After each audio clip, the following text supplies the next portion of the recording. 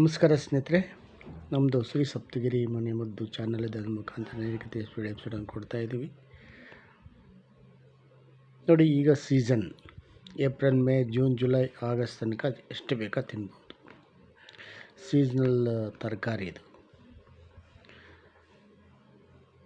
ಅದು ಬಿಟ್ಟು ಈ ಅನ್ಸೀಸನಲ್ ಬರುವಂತಹ ಈ ನುಗ್ಗೆಕಾಯಿನ ಸೇವನೆ ಮಾಡೋದು ಅಷ್ಟು ಸಮಂಜಸವಲ್ಲ.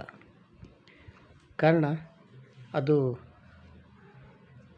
ಅದಕ್ಕೆ ಬೇಕಾದಂತಹ ರಾಸಾಯನಿಕಗಳು ಸಕ್ಕ ಮಾಡಿ ತನ್ನಲ್ಲಿಟ್ಟುಕೊಂಡು ಇದು ನಾವು ಸೇವನೆ ಮಾಡಿ ಆ ರಾಸಾಯನಿಕ ನಮ್ಗೆ ಸಿಕ್ಕಿದಾಗ ಅನೇಕ ರೀತಿಯ ಎಫೆಕ್ಟ್ ಜಾಸ್ತಿ ಇದೆ, ಅಂದರೆ ತೊಂದರೆಗಳು ಜಾಸ್ತಿ ಆಗ್ತವೆ.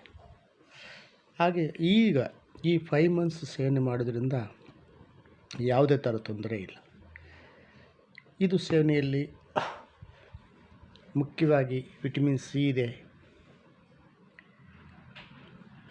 ಮಿನರಲ್ಸ್ ಇದೆ, ವಿಟಮಿನ್ಸ್ ಇದೆ, ಆ್ಯಂಟಿಆಕ್ಸಿಡೆಂಟ್, ವೀರ್ಯ ವೃದ್ಧಿಯಾಗುತ್ತೆ, ಕಣ್ಣುಗೊಳ್ಳೆಯದು, ಒಂದಲ್ಲೆರಡರ ನಾನಾ ರೀತಿ ಈ ನುಗ್ಗೆಕಾಯಿ ನಾವು ಬಳಸೋದ್ರಿಂದ ಜಾಸ್ತಿ ಅನುಕೂಲತೆ ಜಾಸ್ತಿ ಇದೆ.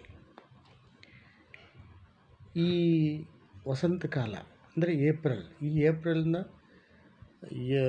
Up to April, May, June, July, August 5 months ಎಷ್ಟು ಬೇಕೋ ಅಷ್ಟು ಸೇವನೆ ಮಾಡ್ಬೋದು. ಇದು ಸೀಸನಲ್. ಇದಕ್ಕೆ ಅಂದರೆ ಪ್ರಕೃತಿಯಲ್ಲಿ ಸಿಕ್ಕುವಂತಹ ಈ ಒಂದು ನುಗ್ಗೆಕಾಯಿ.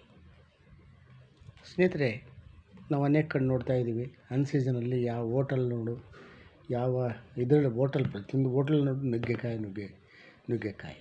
ಈ ನುಗ್ಗೆಕಾಯಿನ ಯಾವಾಗ ಸೇವನೆ ಮಾಡೋಕ್ಕೆ ಗೊತ್ತಿಲ್ಲ ಅವರಿಗೆ. ಇದರಲ್ಲಿ ಅನೇಕ ಅಂಶಗಳು ಅಡಕವಾಗಿದೆ. ಈ ಅಂಶಗಳು ನಮಗೆ ಬೇಕಾದಂತಹ ಅಂಶಗಳನ್ನು ಸಿಗುವಂತಹ ತರಕಾರಿ ಅಂದರೆ ನುಗ್ಗೆಕಾಯಿ. ಮೋರಿಂಗಾ ಅಂತಾರೆ, ಡ್ರಮ್ಸ್ಟಿಕ್ ಅಂತಾರೆ ಇದನ್ನು. ಆಯಾ ಪ್ರಾಂತ್ಯಗಳಲ್ಲಿ ತೆಲುಗಲ್ಲಿ ಮುಳುಕ್ಕಾಡುಗಳು ಅಂತಾರೆ, ಕರೀತಾರೆ.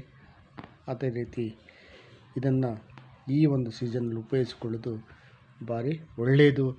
ಎಷ್ಟು ಬೇಕಾ ತಿನ್ಬೋದು, ತೊಂದರೆ ಇಲ್ಲ. ಅಂದರೆ ಏನು ಮನುಷ್ಯ ಕೈಗಟ್ಟಲೆ ತಿನ್ನೋಕ್ಕಾಗಲ್ಲ, ಹಾಗಾಗಿ ತಿಂತಾ ಬನ್ನಿ, ಒಳ್ಳೆಯದು.